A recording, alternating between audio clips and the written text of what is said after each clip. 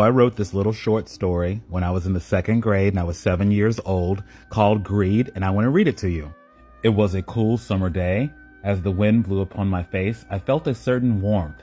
As I walked, the breeze brought me the smell of a warm apple pie right out of Mrs. Jones' oven. I kept walking, and I came upon the house of two of my friends, Albert and Lucy. Albert, with his short black hair and greenish blue eyes, was in the backyard feeding Rambo. Lucy, whose long coal black hair sparkled like a spider's web after a storm, was helping Albert feed Rambo. When I crept upon Albert, he screamed in horror.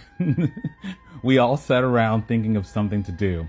I had an idea, I insisted, that we go down into the old mining that was supposed to be haunted with the spirit of Jesse McCullen, a miner who was trapped in the cave.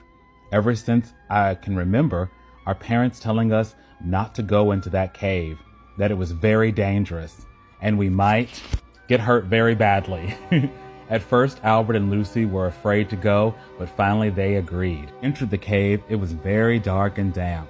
It's a good thing that Lucy remembered to bring us some flashlights. The cave was very dull at first. There was nothing but some old mining equipment and some huge rocks. Everything was just fine until we went through one of the corridors of the cave.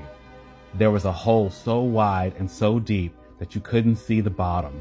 As we turned to leave, one of Albert's shoes got stuck in the mud. As we tried to get his foot out, leaving his shoe behind. Not only we got his foot out, but we had to leave one of his shoes behind. Now we were lost and couldn't find the way out.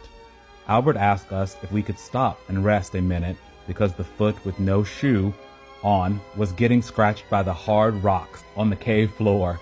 So we stopped for 2 minutes. Suddenly we saw a small light flickering in the distance. So we ran to see what it was. It was a room full of diamonds. There were many, but there was one that beat the rest. But it was stuck in the wall.